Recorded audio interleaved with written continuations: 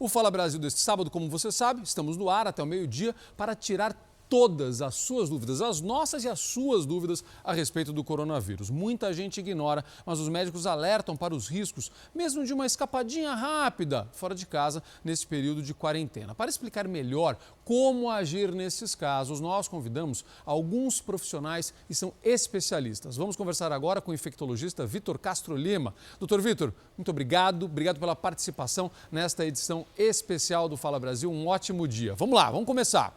Os dias estão passando, as pessoas não aguentam mais ficar em casa e essa é a verdade. E aí, dão uma escapadinha, uma saidinha rápida. Existe perigo, por exemplo, para sair para dar uma caminhada ou uma corrida? Bom dia, Zucatelli. Bom dia, telespectador do Fala Brasil, telespectador da TV Record. Muito obrigado pela pergunta, Zucatelli. Acho que é super importante, porque às vezes a gente acha que uma simples saidinha não tem problema nenhum, às vezes até ao ar livre, né? Mas vamos pensar o seguinte, você desce do elevador do seu prédio, você toca no botão do elevador, você aperta, cumprimenta o porteiro, pega na grade. Às vezes o coronavírus ele vai estar nesses locais e, consequentemente, você se infecta. O recomendado agora é você evitar ao máximo, você sair de casa apenas para as atividades essenciais. Nós estamos vivendo um momento crucial de aumento da curva epidêmica e que é necessário a contenção, né, o afastamento social que a gente vem vivendo nas últimas semanas. Uma situação muito difícil, mas que a gente tem que obedecer porque é o instrumento que a gente tem para conseguir conter o aumento da curva. Quando a gente precisa, quando não tem jeito, doutor, quais são os cuidados que a gente deve tomar? A gente viu nos últimos tempos a recomendação, a partir de agora, ou da semana retrasada, da gente começar a usar a máscara de pano, mesmo a máscara de pano. Quais são os cuidados para essa saidinha rápida quando ela for inevitável? Perfeito. Então, as atividades essenciais, elas continuam, né? Você precisa eventualmente ir ao mercado, a uma farmácia. Nessas situações, recomenda-se o uso cada vez mais frequente da higienização das mãos. Então, você ter sempre o álcool em gel à disposição e que esse uso seja cada vez mais frequente. E a utilização das máscaras também é uma ferramenta que é utilizada na contenção da disseminação do vírus, né? Ela impede de, por exemplo, você tocar na boca, tocar no nariz, tocar em alguma localidade que o vírus está presente e depois você acabar tocando numa prateleira de supermercado ou de uma farmácia, por exemplo. Então, essas são as principais medidas. Também o distanciamento. Você vai pegar uma fila no supermercado, tenta manter uma distância de 1 metro, 1,5 metro da outra pessoa, evitar o contato com outras pessoas. Essas são as principais medidas. Quando não tem jeito, você tem que sair desse isolamento. Perfeito. Temos mais perguntas. A Salsi Lima tem pergunta para o senhor, doutor. Salsi.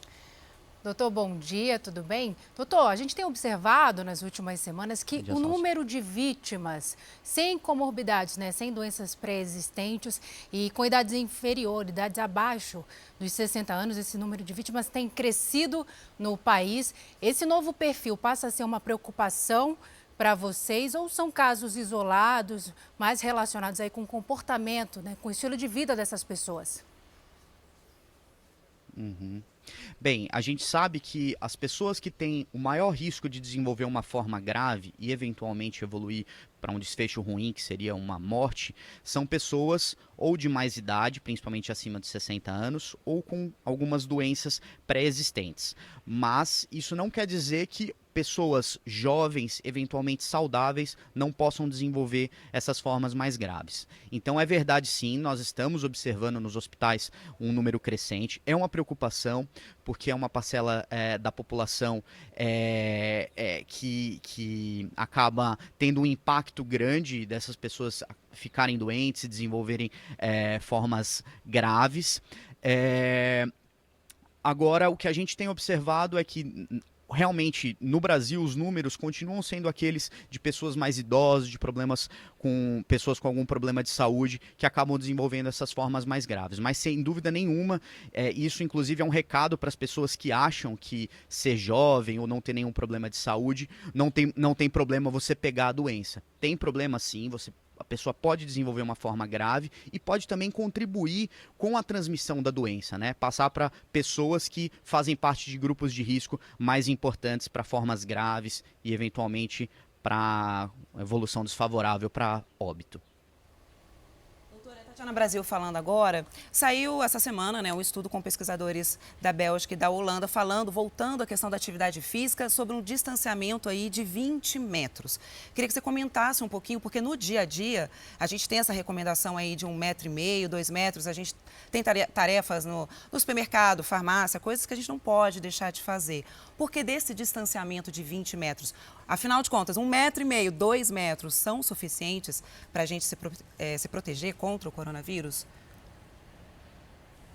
Uhum. A gente sabe muito pouco ainda sobre a doença, Tatiana. Da onde que vem essa recomendação?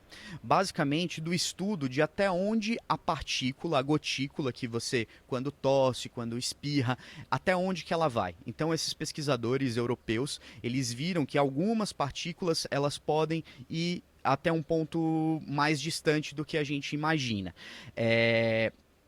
O distanciamento de 1 metro e meio, 1 metro, 1,5 metro que vem sendo recomendado, é um distanciamento seguro, né? E o que a gente tem que pensar também é também na possibilidade. Nem sempre você consegue esse distanciamento de 20 metros. A gente tem que pensar que a gotícula que vai andar 20 metros até pode ter o vírus, mas vai ter uma quantidade muito menor de vírus do que aquela gotícula que está a 1 metro a 1,5 metro de distância. Então 1 metro, 1,5 metro, vamos dizer, você mantendo esse distanciamento, você se distancia das gotículas com maior quantidade dos vírus, mas você pode encontrar vírus sim em gotículas com até 20 metros de distância. Por isso que houve essa recomendação, né, esse estudo do europeu. Mas o que a gente tem que lembrar é que é uma doença que nós ainda estamos conhecendo, nós estamos estudando. Então, qual a viabilidade desse vírus que está a 20 metros, isso não está muito claro para a gente ainda. Vitor, a verdade é que está tudo muito novo ainda, nós estamos aprendendo, vocês pesquisadores estão aprendendo e estão ensinando para a gente vai aprendendo junto. Por exemplo, uma das maiores dúvidas, e eu confesso aqui que eu sou um dos mais assustados nesse ponto, é na hora de chegar em casa. De verdade, a gente tira a roupa às vezes antes de entrar em casa. O que é exagero, o que é um bom cuidado para a gente ter realmente na hora que voltar para casa? Nós que precisamos trabalhar, o senhor, os profissionais de saúde, nós, jornalistas, enfim, quem está saindo de casa porque precisa. Quando a gente chega, doutor, o que a gente faz? Legal sua pergunta, Zucatelli. A gente sabe que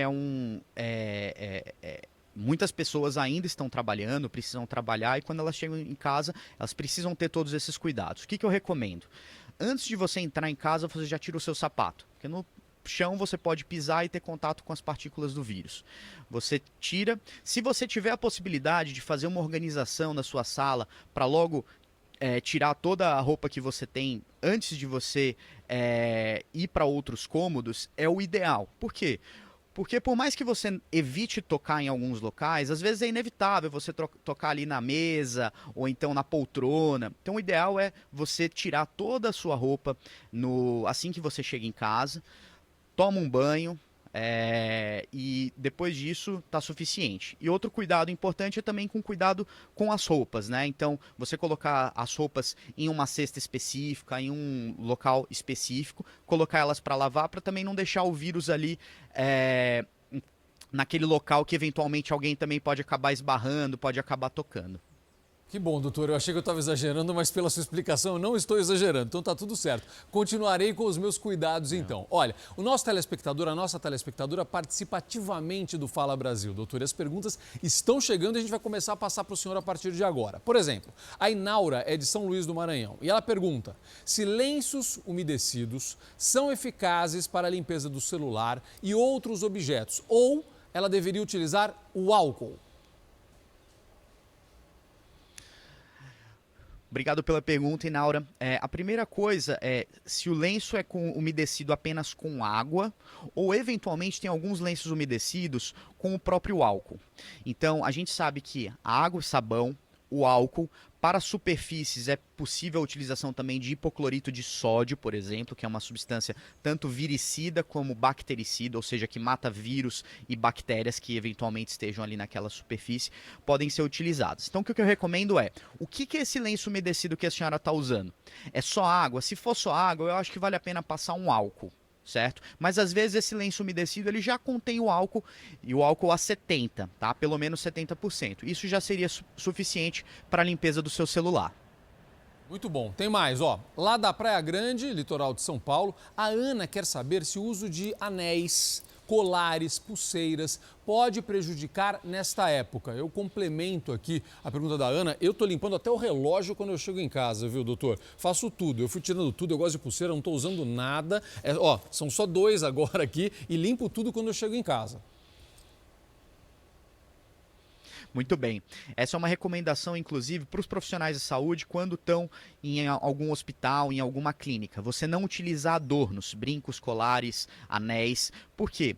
São superfícies de mais difícil limpeza. Quando você vai lavar a sua mão e você tem um anel, é muito mais difícil do que quando você não tem um anel. Ou então um relógio. A gente tem que lembrar que quando vai lavar a mão, a gente precisa lavar o punho também, né? Então, pode facilitar sim. Mas acho que é tudo dentro do... Se você é um profissional da saúde, eu recomendo que você vá sem nada. Se você vai só ao mercado, eu também não acho que precisa ter uma grande neura, ou então quando você for lavar a mão, você tira o anel. Se puder evitar, ótimo, mas essa recomendação vale muito mais para os profissionais de saúde, para as pessoas que vão ter contato ali com casos suspeitos ou confirmados diretamente. Antes de eu ir para a próxima pergunta do telespectador, emendando nessa, e os óculos, hein, doutor? A gente que usa óculos, eu, por exemplo, uso lente de contato. E nesta fase eu parei de usar as lentes de contato e voltei a usar os óculos, justamente para evitar o contato com o olho na hora de colocar a lente de contato. Foi um cuidado aí a mais que eu coloquei, já que eu não me incomodo em utilizar os óculos. Limpeza dos óculos e esse cuidado que eu tive, o que a gente faz nesse caso, doutor? A limpeza dos óculos ela também é importante, né? Apesar de você não ter na grande maioria das vezes, a não ser que você tire o óculos e coloque numa superfície, de uma forma geral, o óculos não vai ter um contato direto com alguma superfície, mas é sempre importante. Chegou em casa, faz uma limpeza também ou com água e sabão, ou com álcool, a depender ali do material da sua lente, do material do óculos, ela é importante também. A gente não vai falar que é o principal carreador, que é um principal fator de risco, você usar óculos é um fator de risco para adquirir o vírus. Mas acho que os cuidados, eles precisam ser dobrados em todos os sentidos nesse momento que a gente está vivendo agora. Vamos lá, tem mais perguntas. Sueli, que é aqui de São Paulo, disse que foi tomar vacina da gripe e se sentiu mal depois. Ela comentou que a enfermeira não usou luvas ou máscara. Ela ficou preocupada com isso. Quer saber se isso é correto, se a enfermeira agiu de forma equivocada. Muito bem. Aproveitando a pergunta, Sueli, muito obrigado. Então você fez muito bem de tomar a vacina da gripe. A gente sabe que essa época do ano é uma época que a gente começa a ter a circulação do vírus influenza, né? Que essa vacina do vírus ela é específica para o vírus influenza, que é um dos principais vírus respiratórios que existem e que, diferentemente do coronavírus, nós temos vacina. Então nós devemos nos prevenir, porque assim como o coronavírus, o influenza também pode causar doença e formas graves da doença. Então, primeiro eu vou falar a respeito da profissional de saúde, que ela não deveria fazer nenhum tipo de procedimento sem utilizar luva. Isso independentemente do coronavírus, tá? Então, para você fazer um procedimento que seja uma aplicação de uma vacina, você precisa estar paramentado com luva. Nessa época de coronavírus, nós temos uma recomendação também do uso de máscara para os profissionais de saúde, quando dentro de um estabelecimento de saúde também. Então, ela deveria estar paramentada com luva e deveria estar paramentada com máscara.